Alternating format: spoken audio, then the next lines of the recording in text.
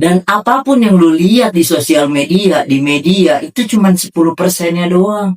Gak ada orang yang mau kalau hidupnya kereset ke nol. Dengerin video gue dari awal sampai habis tanpa ada yang di skip, dengan harapan hidup lu gak kereset ke nol. Gue rasa sebenarnya lu juga udah tahu. Cuman gue mau ngingetin sekali lagi kalau hidup itu gak ada yang instan. Gue mau lu tuh gak cuma sekedar tahu, tapi lu sadar. Ditambah lagi sekarang sosial media, wah parah. Setiap hari lu disuguhin sama konten-konten bahagia, konten-konten yang ngeliatin suksesnya doang, secara masif. Terus menerus pagi, siang, sore. Dan lu juga sebenarnya udah tahu seinstan-instannya mie instan. Lu masih harus nyalain kompor, nungguin airnya mendidih, masukin mie-nya matang, kasih bumbu, baru bisa dimakan. Artinya butuh apa? Butuh proses, butuh waktu, butuh perjuangan, butuh konsisten. Dan apapun yang lu lihat di sosial media, di media, itu cuma 10%-nya doang. Kebahagiaan, kesuksesannya tuh cuma 10%, bos. 90%-nya saat dia berjuang, orang-orang pada tidur dia masih kerja, pusingnya dia mikirin gimana caranya bertahan, mikirin ide apa lagi yang harus dibuat, gimana caranya biar bisa konsisten, gimana caranya ngelawan rasa males. Itu nggak diposting, itu nggak dipublish, bos. Lu orang tahu itu, dan mirisnya apa? Secara tidak sadar. Karena gue bilang tadi lu cuma sekedar tahu kan. Lu sering membandingkan 10% itu sama 100% yang lu punya. Gak apple to apple dong. Gak akan relevan. Gak akan masuk juga. Akhirnya apa? Muncul stigma-stigma gak masuk akal. Umur 20 tahun harus sudah bisa sukses. Hasilnya apa? Bisa. Depresi meningkat. Padahal kalau lu sadar sama 90% yang gak cuman sekedar tahu, yang bisa dapat kata sukses di umur 20 tahun itu gak banyak.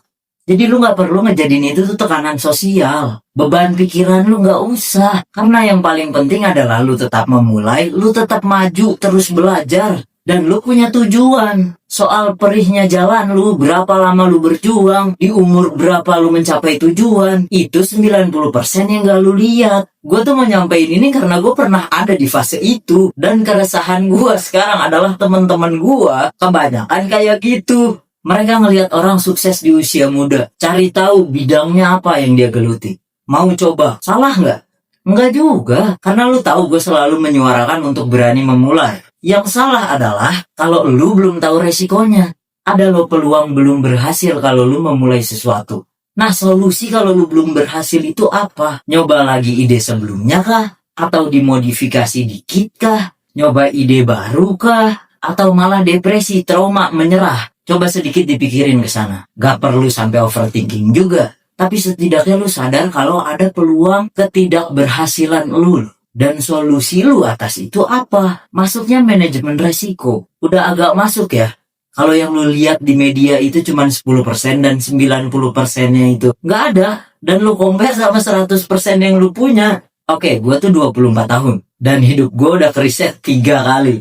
Balik lagi ke nol. Secara personal. Gue respect dulu buat lu yang lebih berpengalaman daripada gue dan lu masih stay di sini. Mungkin lu udah pernah ngalamin riset kesekian kalinya dan lu paham apa yang gue omongin. Atau mungkin belum sama sekali. Jangan sampai. Terus muncul pendapat apa tuh?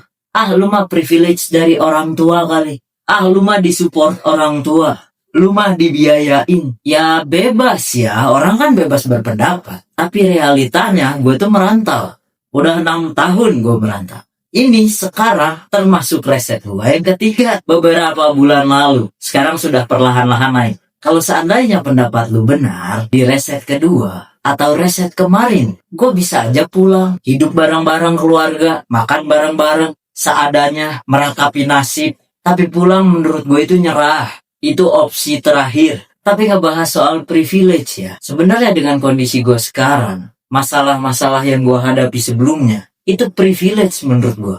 Karena gak semua orang bisa ngerasain apa yang gue rasain. Dan lu yang masih bisa nonton video ini sampai sekarang, entah itu sambil kerja, entah itu sambil tiduran, itu pun privilege. Tergantung bagaimana perspektif lu sih sebenarnya. Nanti di video selanjutnya kita bahas soal privilege. Menarik juga kayaknya. Kalian juga jangan lupa subscribe kalau seandainya konten gue memang bermanfaat. Karena semua konten gue itu berdasarkan pengalaman gue pribadi.